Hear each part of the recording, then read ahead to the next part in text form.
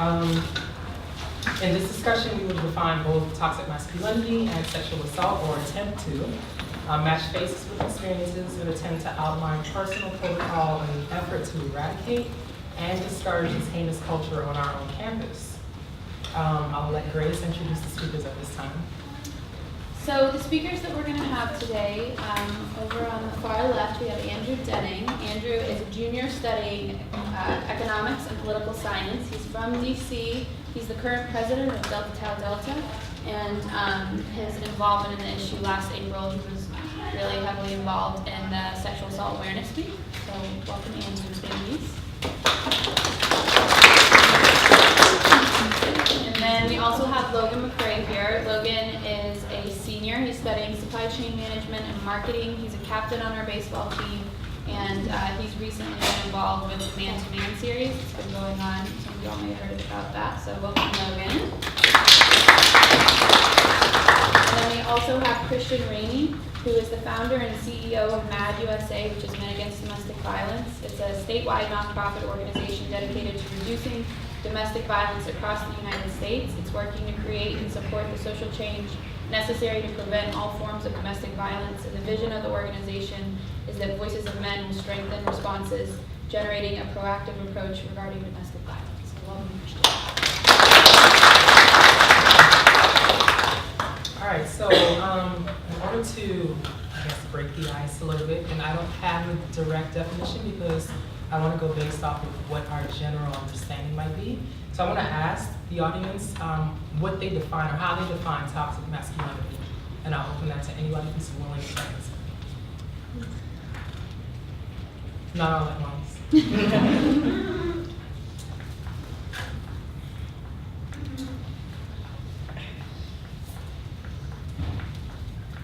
There's no right answer. Somebody has to. It requires thought. We can think through it together. All right, ask the question one more time. I'll say something. Okay. How do you define toxic masculinity? I think to say toxic masculinity is really historical masculinity. I mean, we've grown up in a toxic culture as men. When you look from the beginning of the time until now, we've always been taught that our roles are, the hunter, gatherer, provider, and the wife played more of a role of a servant, and that's kind of how we grew up. And even though time has transitioned into women having equal rights and being able to work in the same job forces that we do, most of the times make more money than we do. I think that contributes to those two cultures are now starting to clash. And when you look at the way that we view women, if we never change our ideal, like my son, if I never can show him how women should be valued, if he looks at what he sees in media or what he reads on Facebook, the videos he sees on Facebook, what he hears on the radio, it doesn't promote healthy masculinity. So we grow up all around it. It's historic of how we treat women and how we value women, and it just goes into the nature of how now we're seeing more sexual assaults reported. It's not that it wasn't happening, it just was reported that it wasn't being reported. So all of this stuff has historically been happening, but now we're finally starting to catch up and sit in the same rooms and have a conversation. But it starts with men admitting and understanding that we have issues that we are, I hate to say that we're bred with, but we grow up knowing that, it's not 100% healthy how we see ourselves as men and how we treat women. So it takes some deconstruction is what you're saying. Yeah, I mean, it takes a lot because you're trying to deconstruct from the beginning of time how men see women, how they see their household, how they value their household, how they value marriage, how even just how they talk to women. We talk about all the time, like that first 30 days, 60 days, or whatever that you're dating women, the guy that you're getting, the stuff that we're taught to do, court the women, as far as holding doors, pulling out their chairs, doing things like that. But that shouldn't just be for that time period. And I always tell women, the guy that you know that you're truly dating is when you have your first disagreement and you get to see how they handle anger. That's one thing as men, our number one emotion that we're not taught to control, because we're taught that men are supposed to be aggressive. And we're all supposed to, defend and do all this other stuff, but we're not taught how do we deal with it on a level with our spouse or with our significant other. I would just add to that, as far as defining toxic masculinity, part of what the culture is men there's a lot of pressure as a man growing up to be the alpha male, to be the star athlete, to be the tough guy, to be the aggressive one, to be the one that you can't show emotion, you can't show weakness. And a lot of that is toxic because you're teaching men to repress emotions that they feel naturally and not acknowledge them. And that stunts emotional growth. It has a lot of negative effects on male behavior later on in their life. And then maybe if something happens, a man's not going to come forward because he's supposed to be strong. He's supposed to be unaffected. Or in the case of a sexual assault, oh, men enjoy it. That's it. Like blanket statement, like, oh, she couldn't have raped you because men enjoy all sex ever. A lot of that is reinforced through media, through music, TV, the news, whatever you want. You can see it everywhere. Would you like to add something? I know there was someone, did you have some input? I know you wanted to say something. Dr. Wright? So I was just going to say that I think one of the ways of thinking about toxic masculinity is in terms of first the divide between masculine and feminine traits, this idea that there are traits that women have and there's traits that men have and that they don't share them. And then to make a hierarchy out of that. So it's desirable for men to show those masculine traits only, and the feminine traits are disavowed. Right, so not only is there this distinction, which is artificial anyways, as you mentioned, men experience emotion just as much as women experience emotion, men want to be in relationship just as much as women want to be in relationship. So you make this artificial distinction and then you make a hierarchy out of it, whereas men should only display these traits. If they display these other feminine traits, then they're displaying weakness. They're acting in a way that's unmasculine. So that's how I would add to the conversation in terms of toxic masculinity. Thank you. Jessica? So, based on what everyone else is saying, you get a consensus that men don't necessarily exhibit vulnerability, that men don't have a sense of, or at least have a space to have emotional intelligence, emotional awareness.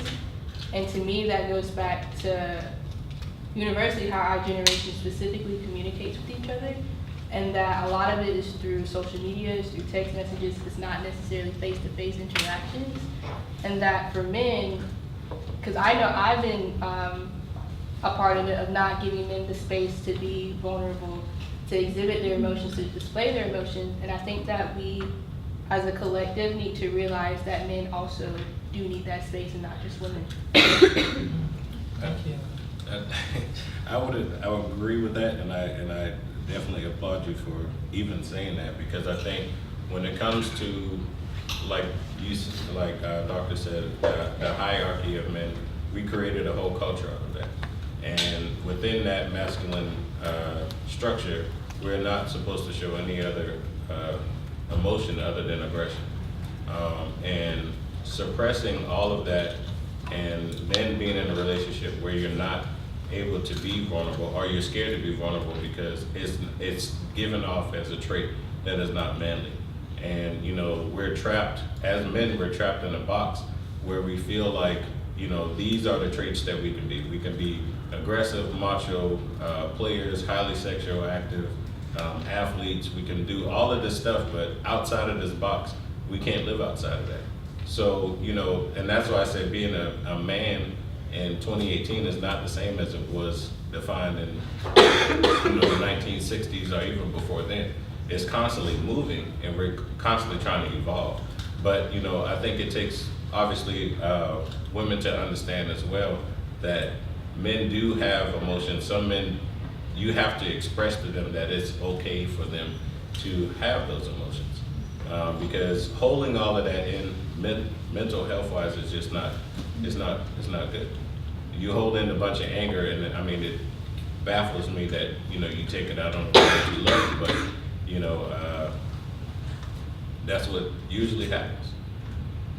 That's what usually happens, but I mean, it's a culture that we grew up in, and it's a mind frame that we're in, and, you know, it's also learned behavior. If I, you know, handle anger around my son by cursing or punching holes in the walls or punching my wife, what do you think he's gonna do when he gets older? He's gonna do the exact same thing and if the mom stays, they understand that's the structure of a relationship. And we don't understand how, you know, it's not genetics, but we're passing on that culture.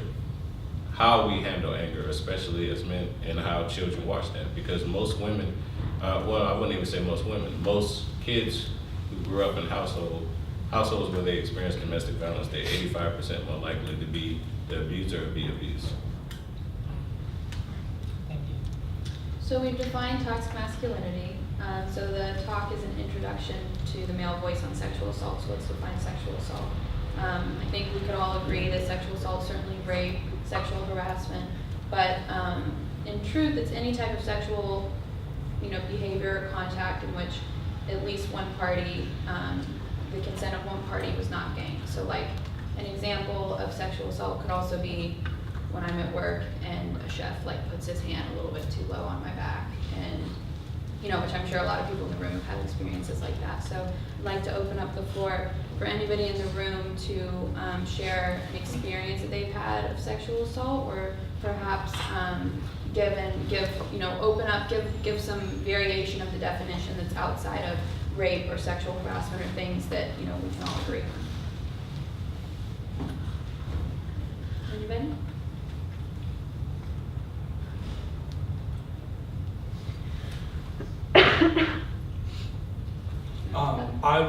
I'll speak personally for a second. In my time at this college, I know what the stats are about sexual assault, but I'm gonna say from experience that probably about 90% of the women in school have some sort of experience with sexual assault, sexual harassment, rape, whatever degree or whatever category it falls under. I'd say 90%, if not 100% of the women that I've met since I graduated from high school have some sort of experience with that personally. Whether it was a mother or a friend or they themselves have been somehow affected by it personally. And I'd say the vast majority have some sort of personal experience where it's happened to them. So just kind of throwing that out there. It's funny you should mention that proportion from females that you were in close proximity with, because I feel like that begs the question as to how deeply down they've internalized that trauma to the point of not wanting to release that from themselves.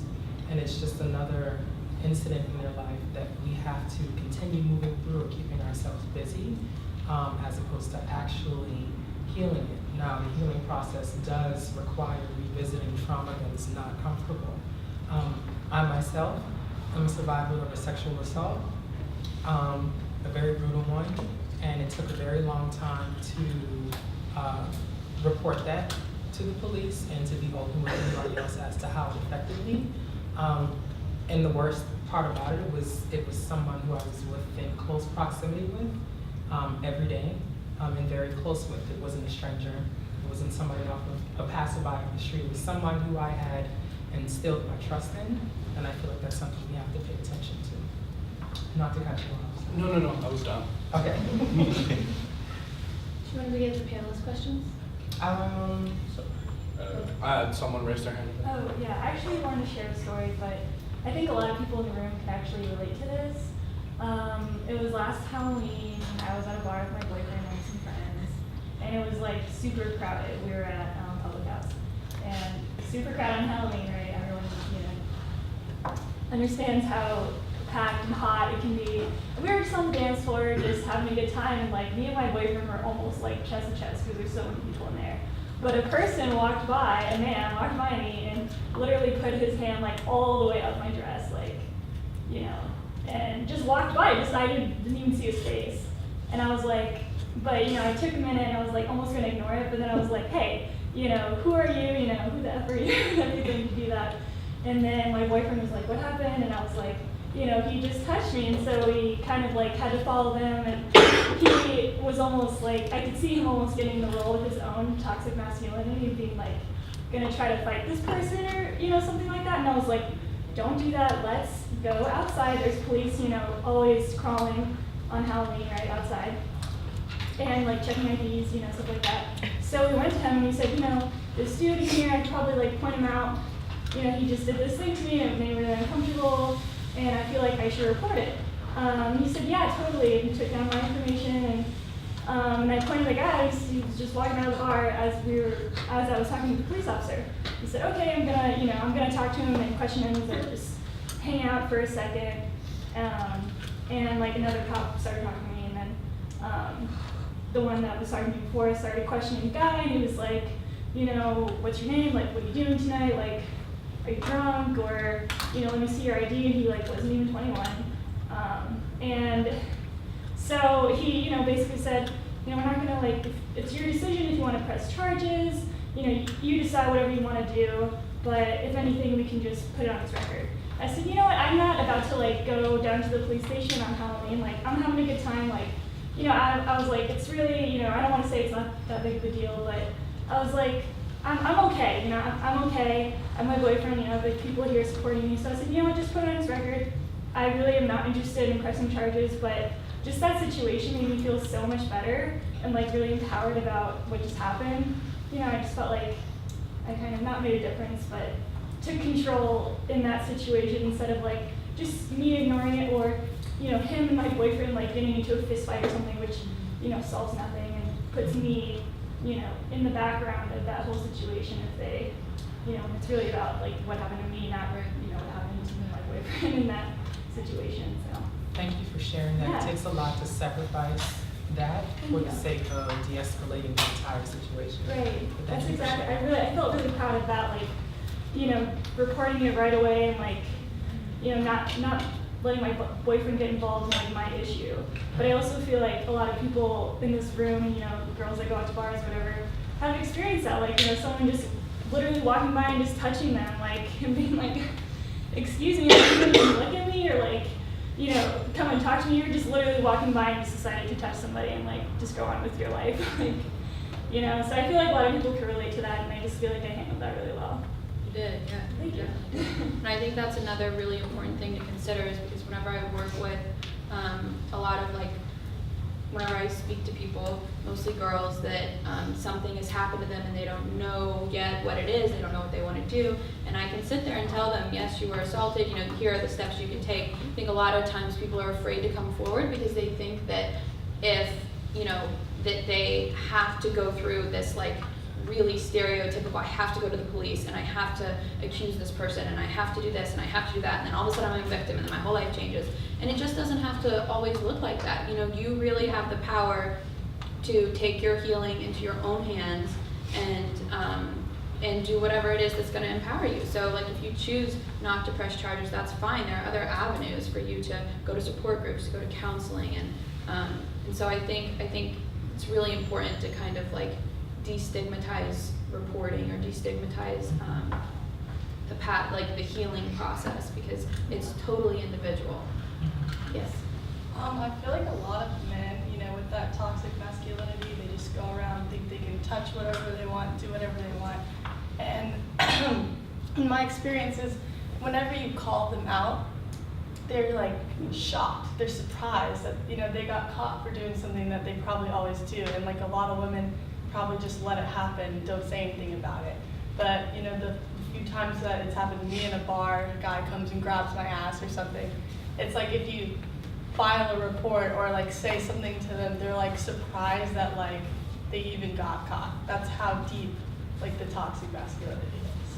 There's definitely a level of entitlement to that, and to toxic masculinity that's kind of inherent to the definition, that there's the level of entitlement that is instilled into men as young boys, as you're entitled to this. This is, or at least some, obviously not all, but a good amount of men get that instilled in their brains and ingrained in kind of how they think about the world. Is like, I am entitled to anything I want. If I want to touch this person, I can touch this person. If I want to go do that, I can go do that.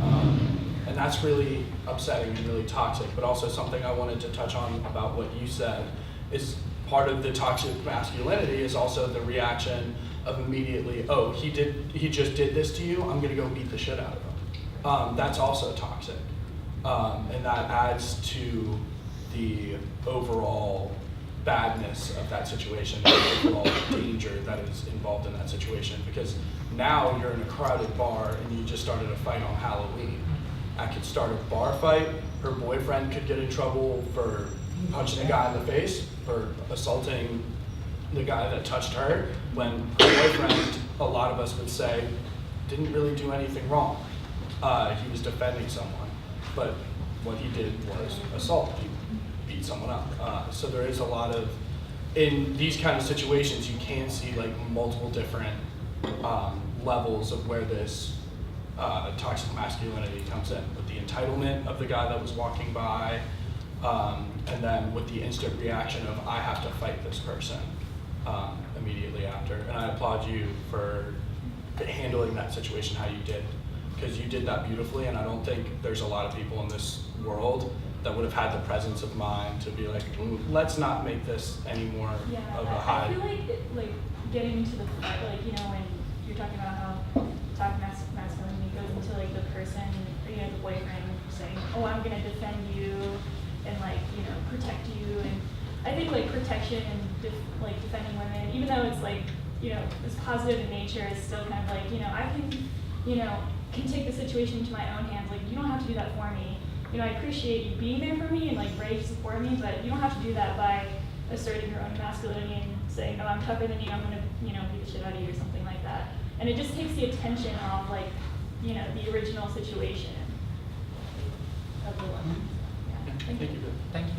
So the next question I wanted to direct to the panelists, and you can feel free to answer in order. The question is multiple parts. It's, where did you learn about sex? What did you learn from your parents about it? Yeah, we're going back to the birds and the bees. What did you learn from your parents about it? What did they expect from you? What was your sex education in school? Did you ever get an education on consent? Would you like me to repeat it? No. I'm trying to digest all of it. And reach back in my archives. No, I'd say for me, where I learned about sex was probably the stereotypical way that you hear about. I was in middle school and one a friend of mine or someone in class, he might have went to a bad website. He goes, hey man, check it out. You ever seen it? And he started talking about it, and we're what are you talking about, man? And all this stuff. And my parents didn't really talk to me about it then. Up until that point, it was sort of don't have sex, you'll have kids, you'll have STDs and you'll die.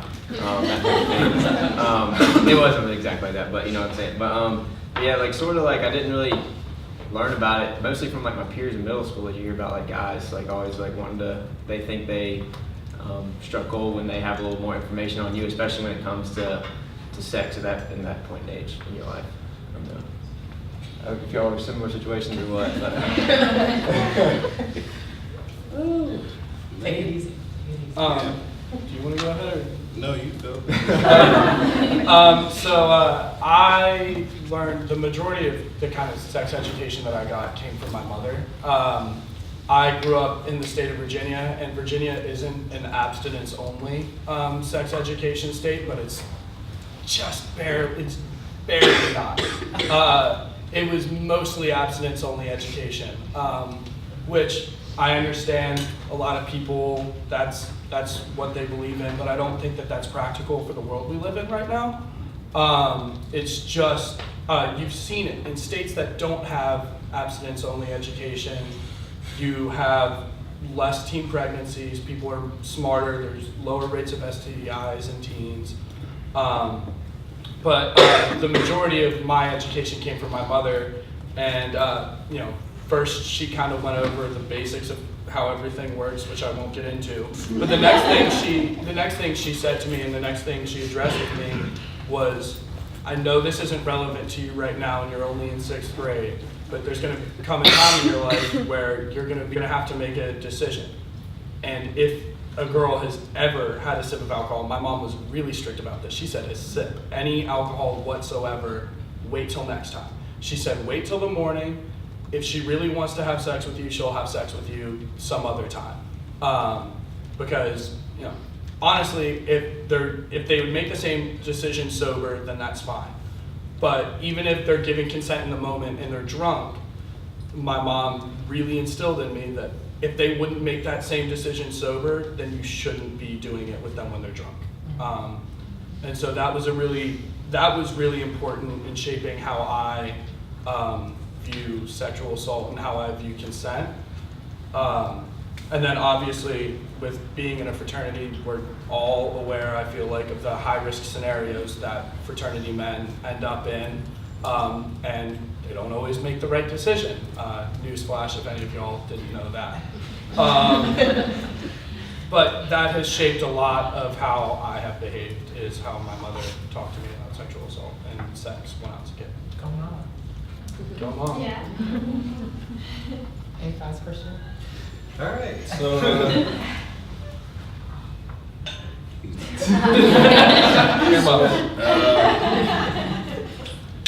I guess I would say that I learned about sex maybe before I had sex education in 5th grade.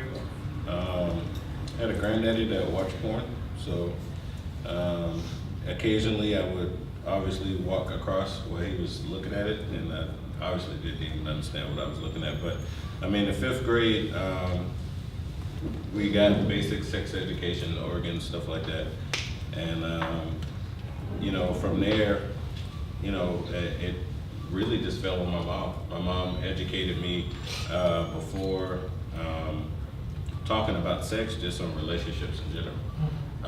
You know, she taught me, even though I saw different in our household, she, you know, told me how women are supposed to be treated, and also, you know, being responsible about sex. She never was the type that said that, you know, she knew as a boy, okay, at some point in time you might have sex before you get married.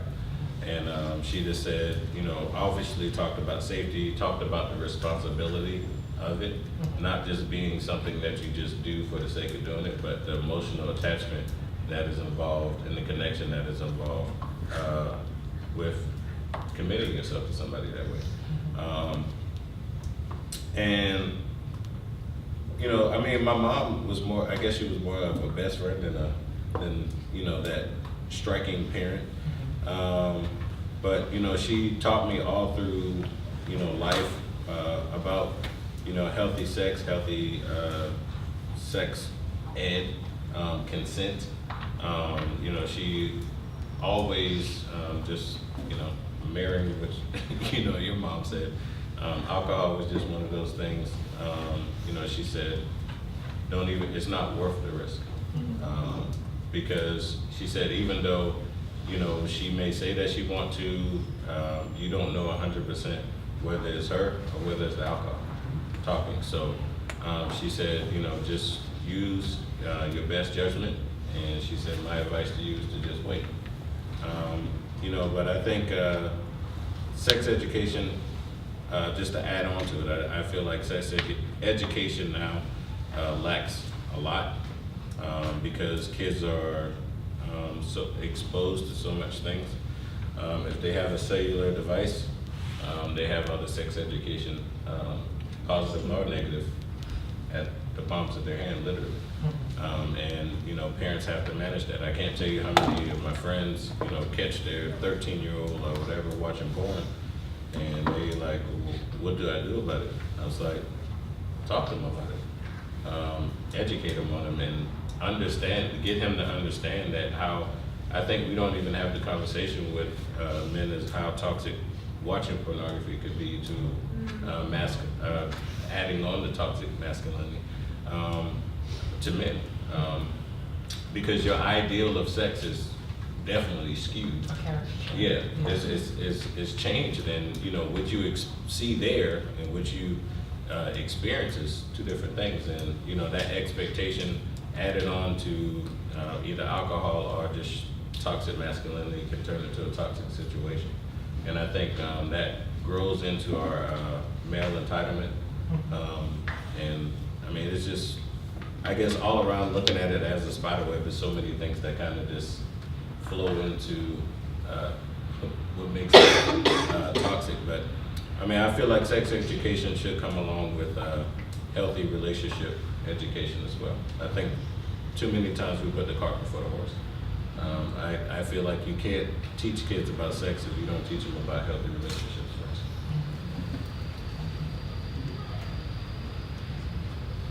All right, so Christian, this question is for you again. Don't think that I'm attacking you. So how has sexual assault and or domestic violence been connected to your professional development specifically, or to the navigation of your personal life? In essence, why is being here today important to you? And you can go into your organization as well. Okay.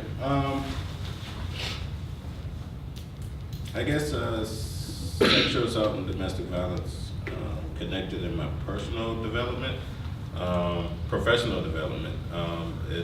I guess that would be connected to my nonprofit, but my professional development and my personal development and personal life is kind of, all of those are kind of intertwined. I grew up watching my mom be domestically abused, probably from the age of 6 or 7. I was given a lot of responsibility of watching my younger sibling while she worked, and you know I watched her be beaten at times growing up as a young man. And 12 years ago, my mom and my 4 siblings were murdered by my mom's husband. And through that, obviously domestic violence is will be a part of my life forever, and connected to me personally and professionally. From there, I mean, I honestly, it took me 7 years to try to figure out who I was again and how to even live again, just period. But you know, I started going back to church and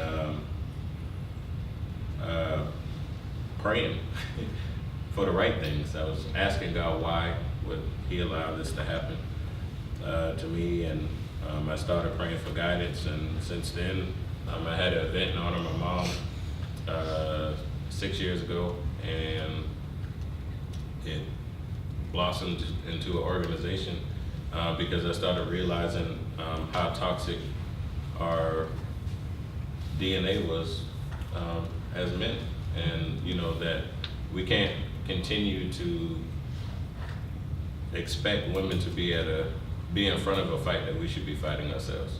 I tell my son all the time, and I tell young men that you would not want anyone to lay hands on your mom.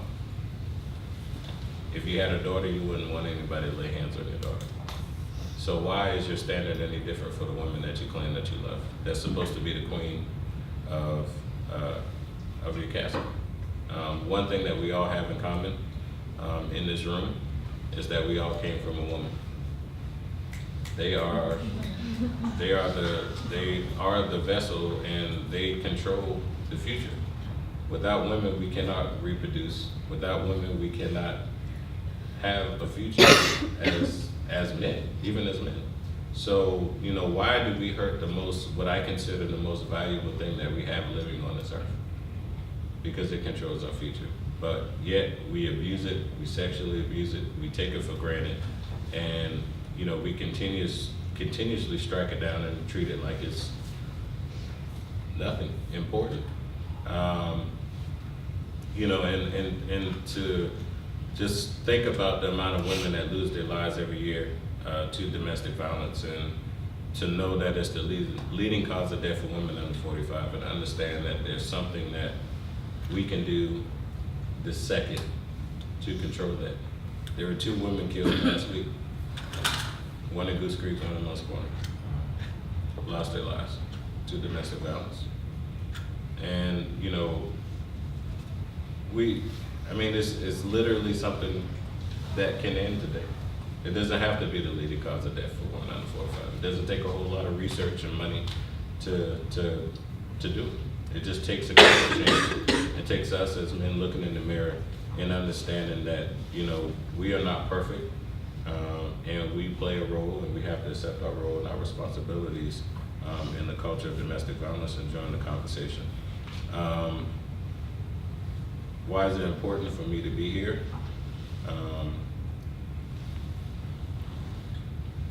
This is where change starts, conversation. Having people sit down at a table, because I just buried my adopted mom Saturday, and when I was speaking to her, I speak of her just like I speak of women, and it's important to be here because today we're planting one seed out of an apple, and I tell people all the time, it's not how many seeds are in the apple, it's how many apples can come from that one seed. And today, planting the seed, we can go out and bear more fruit, bear more education, bear more awareness to more people in order to join this conversation and this initiative. Because the more we keep it behind closed doors, the less effective sometimes we are.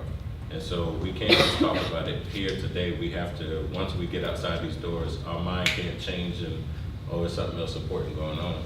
This has to be a mission. This has to be considered a quality of life, a life essential, something that we have to fight for. Because if not, we're not going to have women to reproduce our kids. So this is a question for Andrew. So talking about the importance of making this a male issue as well, and as Christian said, it's women receive the brunt of this issue more often than not, and the perpetrators of sexual assault are overwhelmingly male. But that heterosexual narrative, or that idea sometimes can be limiting to male victims as well.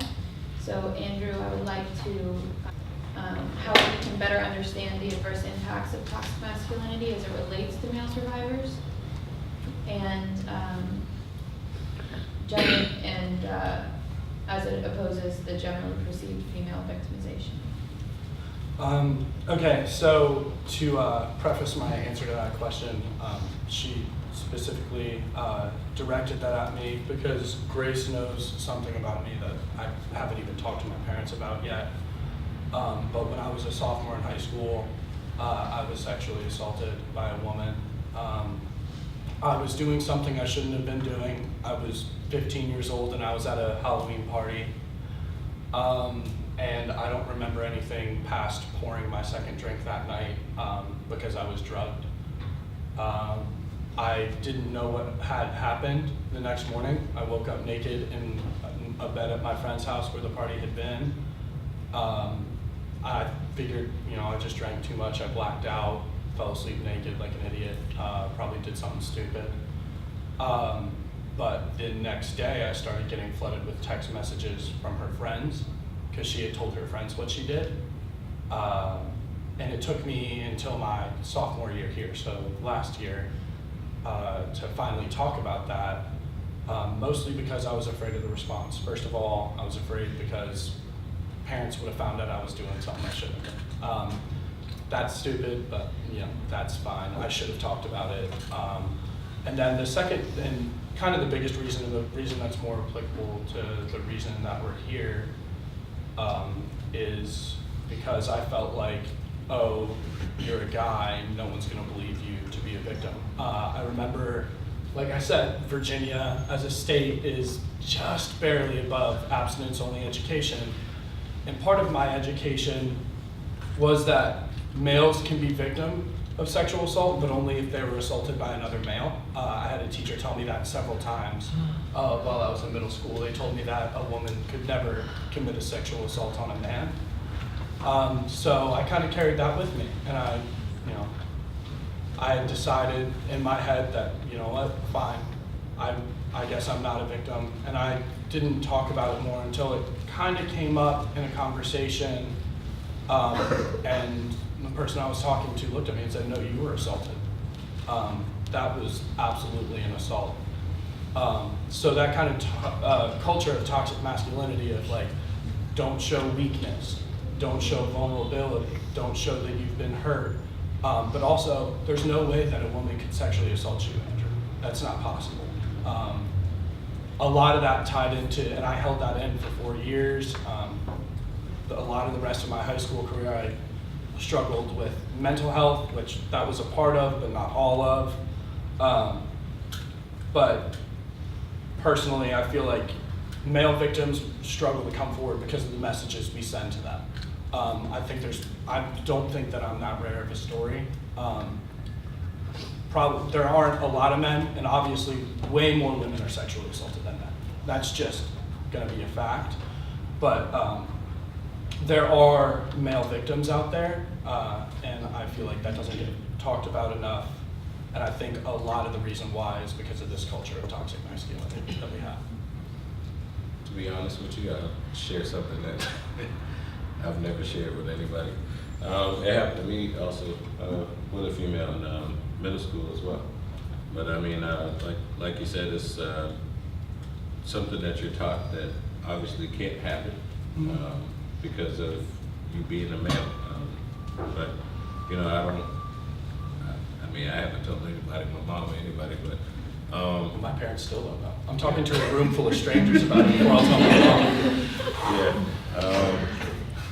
Yeah, I mean, it happened to me in middle school as well. I mean, I just never talked about it and never was in the space to talk about it because of, you know, like he said, I mean, you're taught that it can't happen to males, especially if it's involving a female. Physical inferiority along a woman that just makes it impossible for it to happen. Yeah. Thank you both for sharing. Thank you. So, as we can see, I'm sure a lot of other people in the room who are very, I'm sorry, you want to say something? I was just gonna say, like, I have like friends, and I actually have a family member he's my cousin, and we're about the same age, and I remember it happening to him when we were probably about both 15. To this day, he doesn't believe that he was sexually assaulted because of the toxic masculinity, because of the ideas that we have about, you know, like, he was at a friend's house and his friend's mother actually raped him. And to this day, he believes that, you know, he was the kid and he wanted to have sex, and it was like, you know, that he wasn't taken advantage of, so, I mean, on top of just people not being able to believe male survivors, a lot of male survivors just don't even believe it themselves. My dad was actually also sexually assaulted. It wasn't by a woman, it was by his stepfather. But again, because of this culture of toxic masculinity where men don't want to talk about being victimized because they don't want to appear weak, my dad held that in from the time he was a child until I was a 1-year-old baby. I was an infant when my dad finally told my mom about it, because he said, I don't want this grandfather to be a part of my son's life, and that was why. And that was the first time he ever talked about it. And not only was that grandfather not a part of my life, but that grandmother was no longer a part of my life, because all those years later, she still stayed married with him, and she stayed married with him until he died. So there's a lot of that in this kind of, we have to be tougher. We have to be unfazed, unmoved, unwavered. And a lot of what's important from this meeting, at least to me, or from this conversation, at least to me, is breaking that down and saying it's okay to be vulnerable. It's okay to have a moment where maybe someone got the best of you, someone assaulted you, someone hurt you, and it's okay to be honest about that. Thank you everyone for sharing, yes. Okay, one of the things that I've encountered, I do study abroad to overseas during the summer, and I think, I've run into this with students, and one of the things that's really striking to me is that the dynamics of sexual assault are very obvious when it's a male or a female in particular, but maybe even a male or male, but they're almost invisible when it's a female. So I've had a number of circumstances where I've had females behave very inappropriately with males on the trip, and it was not understood what was happening was assault by either party. Right, so, and the way that I was able to make that clear is I sat down and said, okay, now let's imagine that the roles were reversed. A male did the following things to you as a female, and then all of a sudden the light bulbs go on. Because it's very clearly assault behavior when the roles are reversed, but when there's just, maybe it's part of this, the toxic masculinity and the corresponding toxic femininity. There's just this idea of what's possible and not possible. So that behaviors are just, it's like it's invisible. People don't see that what they're doing is assault behavior. And so I think it's really, really critical for us to be having these conversations and helping people on both sides to recognize that this behavior is appropriate regardless of who is engaging in the behavior. Yeah, I think that's also shown by the fact that when it happened to me, I don't think that she really saw what she did as sexual assault. She just got me really drunk, really high, to the point where I was pretty much incapacitated, because she dropped a Xanax in my drink. That's what she dropped in it, and a Viagra. So I have no recollection of what happened, but if she wanted to do whatever, she could have done whatever, and I still have no idea because I haven't talked to her since. But she, I don't think, saw it as much as she assaulted me, as she just got what she wanted. And that's kind of a part of that, and it's shown from the fact that she brags to her friends the next day, hours after she had done it. So I think there is this, it's not necessarily that she thought out, oh, I'm going to assault this kid. Maybe she did, because I've never talked about it with her, because I have no desire to. But what I do know is that she was fine with what she did because she talked about it. She walked around with Viagra. I think she did. She stole it from her dad. Oh, okay. That's what I'm saying. Jeez Louise. So, I think that it's important while we're all sitting here as mostly college students to talk about the unique culture that college creates that allows this to happen. So like I was having a conversation, one of my good friends, if we're out at a bar and we're drinking and she gets drunk and she tries to go home with a guy, I will like throw a fit. Like I will literally make a scene at the bar, like do whatever I can and make sure that that doesn't happen. Because I'd rather her be angry at me, you know, in the moment, and you know, rather than her go home and something bad happened to her. So we were having a conversation about this, and she was kind of getting angry at me, and she was like, "Grace, I've had drunk sex lots of times, and it, you know, it's never hurt me. I've never, you know, I enjoy it. Whatever. I wake up in the morning and I feel fine." And I was like, A, I'm scared for the one time that that's not the case, and B, think about what if you rape him? And she was like, what? And I was like, well, if you a lot of the times you're both really drunk, so what if he wakes up in the morning and he feels as though he's been violated? And she was like, she still, I mean, it didn't like get through her brain, that conversation.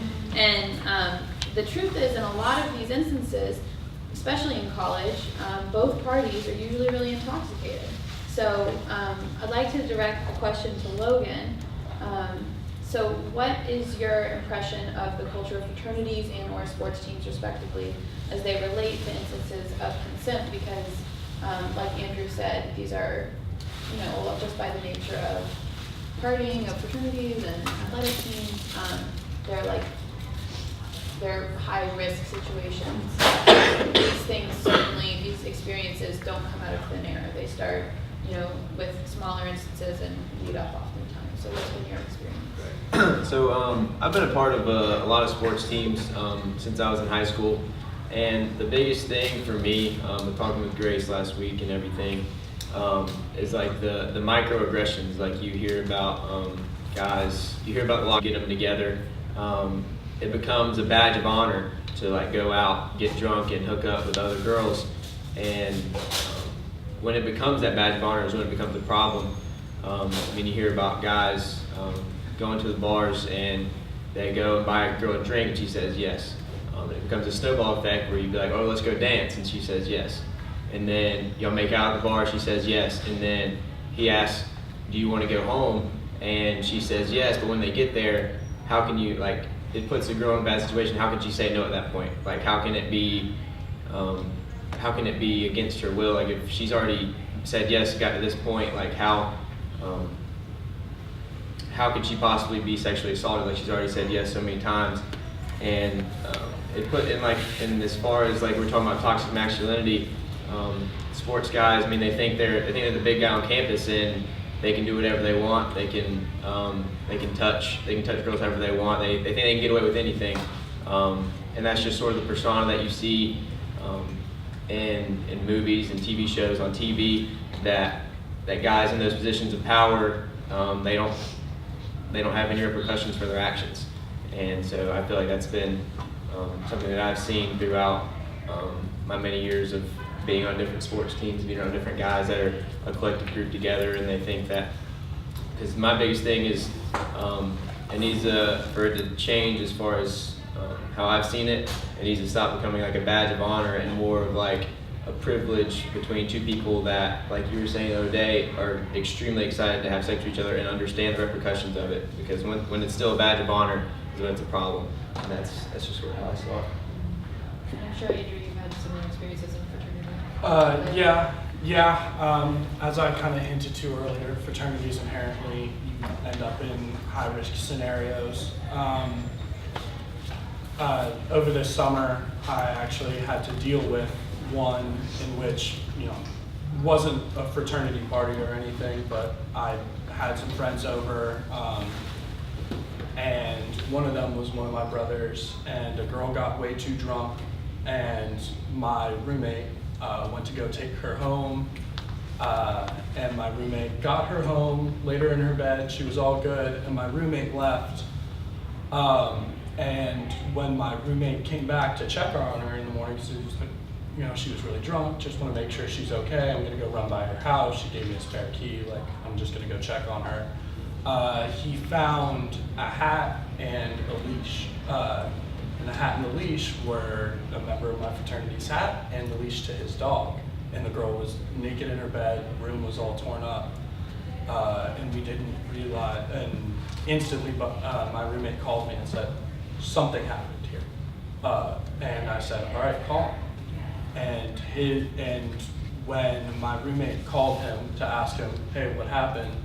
His exact response was, yeah, we fucked. Yeah, we had sex, we fucked. And that was after multiple other friends of mine, other brothers of mine, looked him in the eyes and said, I get it, y'all are flirting tonight, don't go anywhere with her. Multiple members walked up to him and said, don't do this, don't hook up with her, just let her go home. And despite all those interventions, he still drunkenly walked to her house and did what he did, remembered what he did.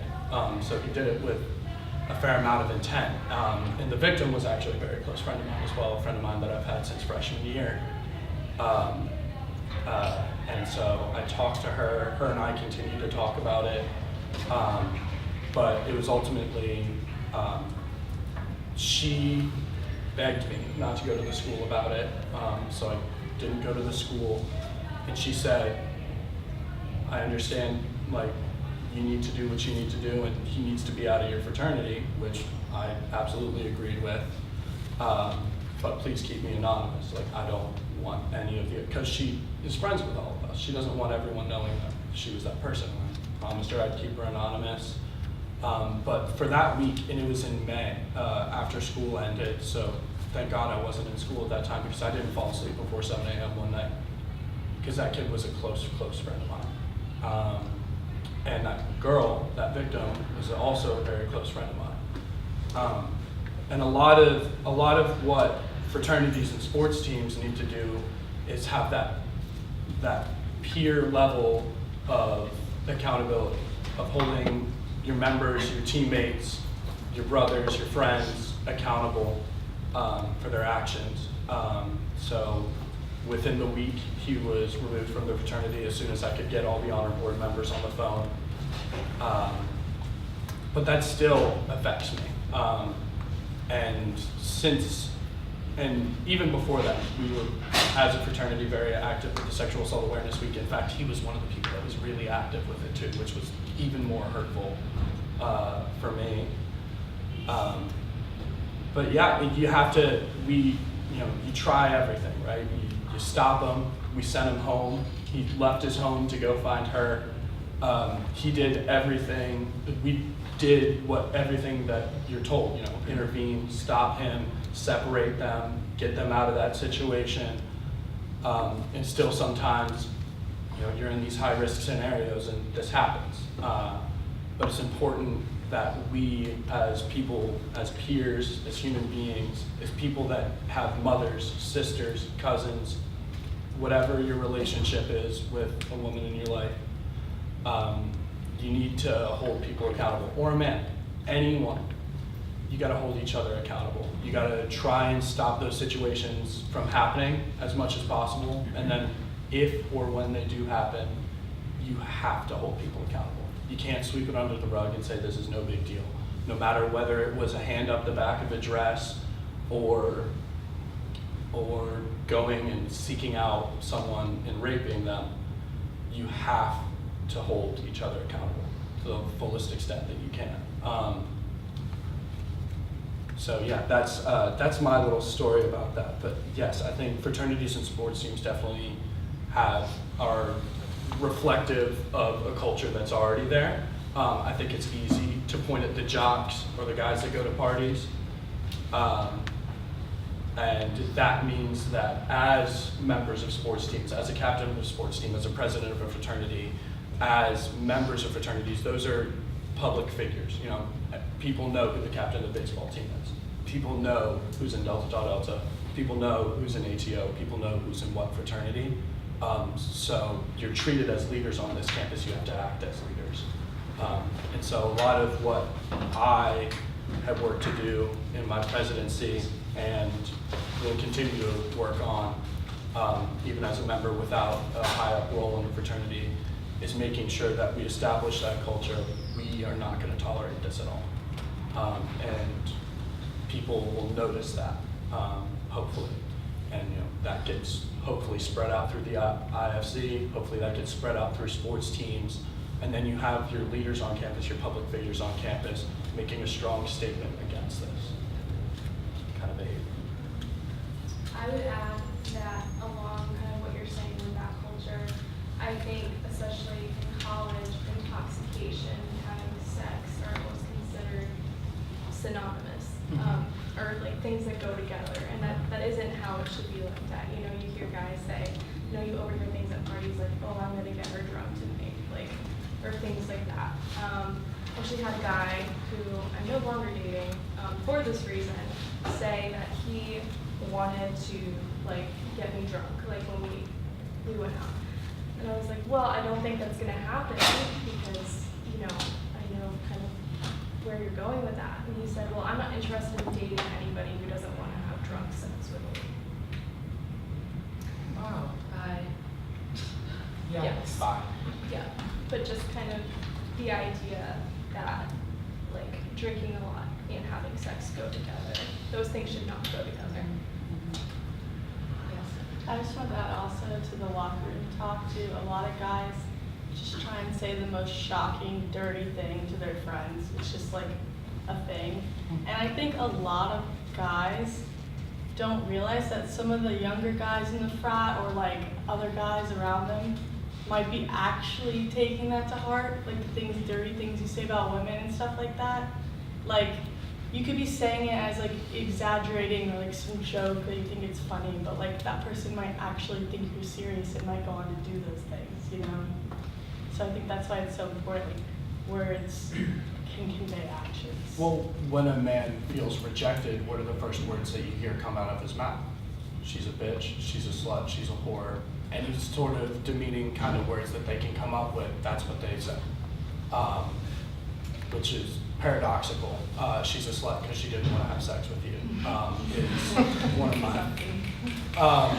it's just, it's trying to one-up each other, right? It's trying to be the alpha dog of, I've had the most interesting, funniest, coolest experience, right? And that's where that kind of locker room talk derives from as well. It's like, I have to be the best. I have to have the best conquest, or the alpha, I gotta be the alpha male.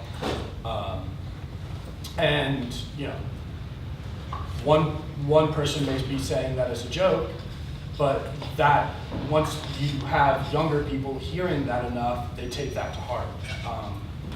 So your words have impact as a man and as a woman. Like, your words have impact. Whether or not you realize the direct impact of your words immediately or not, it could be 10 years down the line, someone made some joke and, oh, now this 10-year-old kid is now a 20-year-old kid in college, and they think that that's okay because they saw a joke about it in a movie or heard something about it in a song. Like, oh, it's fine. But it's not, and it's not okay, and we have to have that conversation.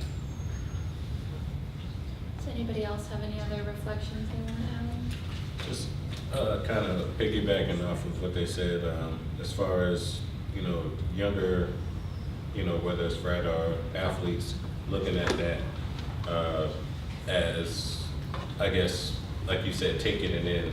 But the thing is sometimes that culture creates a point of, they feel like they have to accomplish those things in order to be a part. You know what I'm saying? Or be considered a cool guy, or considered a guy that can even, you know, be in the midst of those guys that have that type of conversation. So, like I said, it's, you know, a hierarchy to where you feel like you have to accomplish these things in order to be a part of that masculine conversation. So sometimes that adds on to the culture and then continues and keeps it going. So, you know, maybe the conversation has to change of what we find to be accomplishments as men. So we do have some things on campus that are attempting to talk about, eradicate, solve these problems. Trainings such as the bystander intervention training facilitated by Man-to-Man on campus have effectively opened discussion for improvements to be made in solving the issue of sexual assault as it stems from toxic masculinity. The goal of progressing and matching our intentions with our impacts is to highlight the need for more empathetic and conscious risk for sexual assault, and implying that such trainings be an amendment to the common courtesy that should already be instilled in everybody. And so this is to the panel and for anybody who may have any input on it. We're gonna go into about 8 more minutes until 2:20. But I wanna ask, how can we better define what consent means? Does the narrative no means no suffice to the circumstances that may lead up to a potentially sexually violent incident? I do think we should turn this over to everyone, but just to kind of kick that off, I don't think the narrative of no means no has been effective.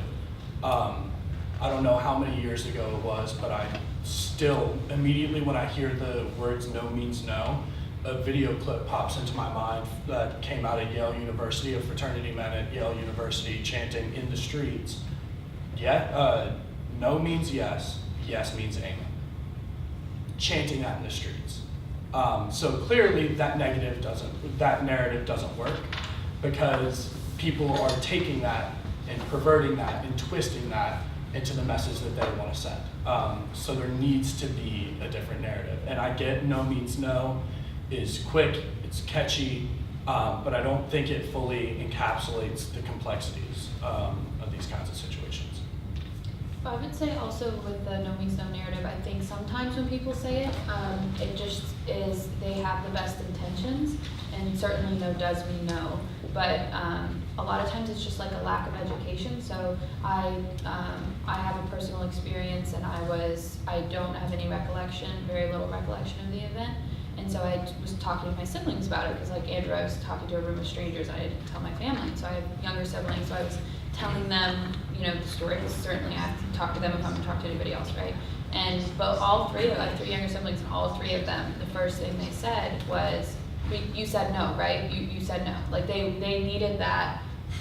I had that verbal confirmation. And certainly they love me, and they're not like, you know, they're not trying to victim blame me or anything like that, but there was just a lack of education. I had to explain to them, well, I don't remember, but sometimes yes can mean no if, you know, a person is intoxicated to a certain point. Sometimes, you know, a really timid, shy, coercive yes is really a no. So like what Logan said, the way I like to define consent is two people that are sober and are genuinely excited to do it. Like if the person you're about to have sex with isn't excited, you probably shouldn't be doing it.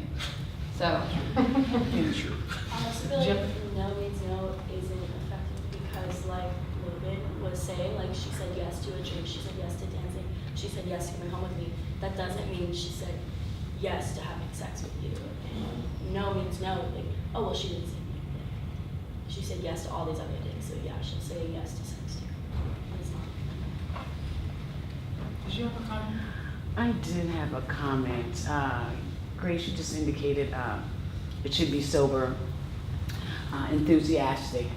But out of 10, let's say, what % out of 10 do you think that is the situation as it relates to college students? Maybe a 2. So I always say I live in reality and I visit fantasy land. So I like to definitely think of things, and when I'm thinking of possible solutions or ways, because there's many ways it has to be joint at attacking that issue. I say there has to be something else that we can say because that is not happening. That's just not happening. And not just with college students, also even when you're talking about adults, and college students are young adults, but when you're getting out of that 16 to 24 age bracket, usually what do you start off a date with? You're gonna meet for cocktails. You're gonna, in reality, it's just not happening. It's considered the icebreaker, I guess. Yes. Yeah, I was just going to add on to the no means no thing. It's like a lot of it is really like body language and reading body language, and like you can tell like socially, like, you know, are they okay with this? Because a coerced yes is not going to be the same body language as somebody who really actually wants to have sex with you. But that's also such a gray area that how do you tell somebody, read somebody's body language, you know? When you're probably both intoxicated. Yeah. So you're trying to do something, you're trying to gauge or come up with a conclusion from somebody's body language when you're already impaired. You're impaired. I hear some guys go, when it comes to being in a club, oh, she looked at me like that, she must want me. Looked at you like what? What did you see?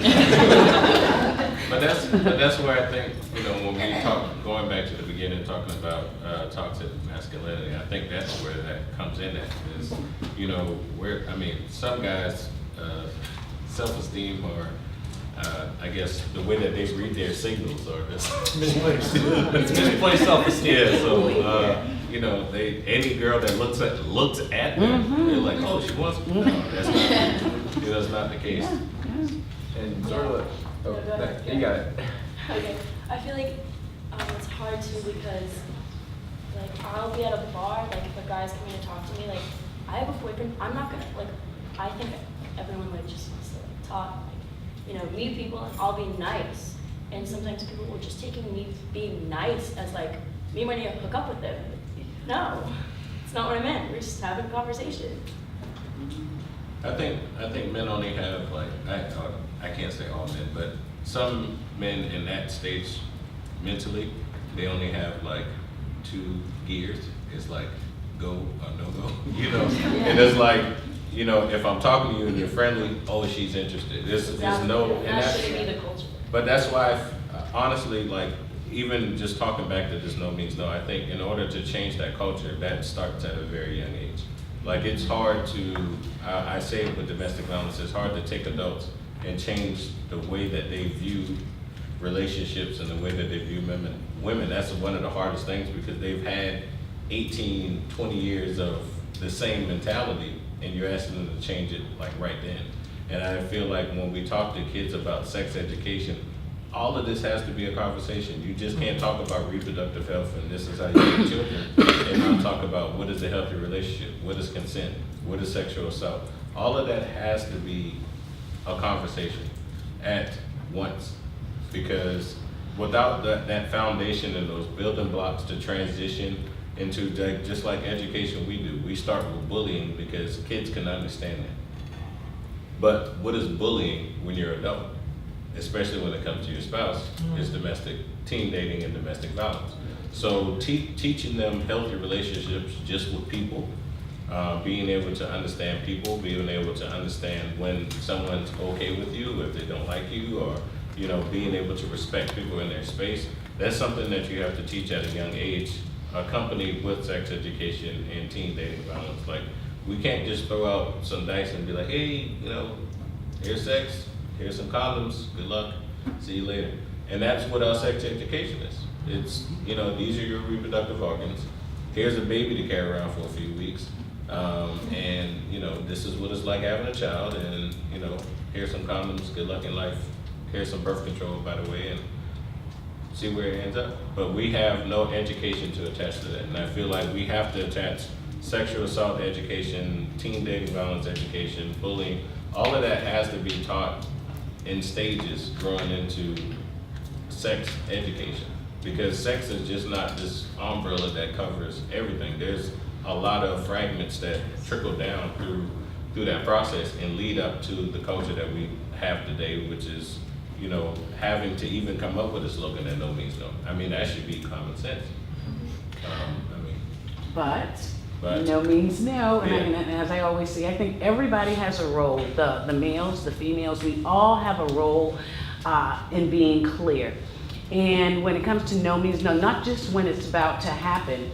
I know for myself, growing up in the South, you don't want to seem easy. So there are females that say no when they actually want to. However, they don't want to appear easy. Coming from growing up in the South, there's that stigma there. There's that attachment there that no, you need to. Once upon a time, I tell students all the time, once upon a time, sex wasn't for a woman to enjoy. And I say, if you want it, if that's what you feel like you're going to do, embrace it, as you were talking about your friend. If you want it, it's all right to say, yes, I enjoy sex, this is what I want to do. But when you say no, that means your body should mirror exactly what those words mean. And I also say sometimes remove yourself from the situation. If you've already seen that you've said no, in a situation and it's not getting through to that individual, no, then that means it doesn't need to be any more kissing and any more rubbing, because evidently they're not hearing you where you've established your line. And on the other hand, if you want to have sex, it's okay to say, that's what I want to do. Women's rights came a long way. So it's all right if that's what you want to do. You don't have to be ashamed of it. One thing that my mom also instilled in me about the clearer communication, just kind of getting on that, and the clearer communication that we all play a role in. I know it's not the most sexy thing to say, but anytime it's my first time or first few times with a person, I always ask the question, are you sure? I give multiple opportunities to say no. And I tell them, if there's ever anything, just tell me to stop, and I'll stop. Like right away, no questions asked, I'll stop. And that needs to be the culture of like, yeah, I get it. Like, are you sure is not the best question to ask during foreplay, but you need to. You need to, because someone might say yes, like just because they feel like that's what you want, and I like this guy. I don't want to have sex with him yet, but I like this guy, so I'm gonna say yes because I want him to still like me, or any sort of reason why someone might say yes when they don't feel like they actually want to be in that situation. You have to give them multiple opportunities to tell you that. And you have to make sure that they know that you're going to listen if they ever at any point want to stop. I was just gonna really For the sake of time, we're gonna take your comment. That'll be the last comment today. Go ahead. Well, I'm just we were kind of thinking the same thing. I think about how, these communication, like within like the whole beginning to end of sex, and like being able to change your mind. Think, oh no, like I'm like halfway through this thing, I can't say no now and like leave. Like yes, you can if you want to. Yeah, and like you were saying, if someone, a woman or a man might say yes and mean it, like wholeheartedly, like yes, I do want to have sex, and then maybe a little bit later, while you're having sex, you're like, actually, maybe not anymore, and like the no then Has to be. it overpowers the yes before. Oh, absolutely. And in the same way, even I think we were talking earlier about how domestic violence, a lot of times people don't think that they were raped, and a lot of times in relationships, just because I said yes yesterday doesn't mean I'm going to say yes today, and me saying no today should mean more than the fact that we had sex yesterday. And so I think that has a lot to do with it. No means no at any point in the relationship, at any point of the interaction. Thank you. Before we leave, I'd like everyone to make sure that they sign in to the iPad. If you haven't, just so you can keep log of who attended. And please give the panel, I'm sorry, go ahead. Sorry, my name is Keith Stevens, over at TV station in town, Channel 4. 2 quick things, maybe 3. One, we're doing a story on Christian that's going to run probably next week, and his experience and his development and what's going on with him today. I want everybody to be assured in this room today that none of your stories that you've shared today will be on the 6 o'clock news. Thank you. Thank you. Thank you. Secondly, if there's anybody in here now, we may take a shot of you sitting here listening to Christian. If you don't want to be, like, have your face on TV, if you'll just raise your hand and I'll have Dan just take a picture of you, we definitely will not use you just as a participant in the story. Everybody fine with that? Thirdly, as a father of 3 boys, 21, 16, 14, I think what you did here today was amazing. Amazing. I learned things today. I have a son who plays baseball locally, and I understand what you said. And there's a great responsibility there for those who are, that understand that. So, but again, I think what you did here today was great. So thank you. Thank you. Let's give it up for the panel.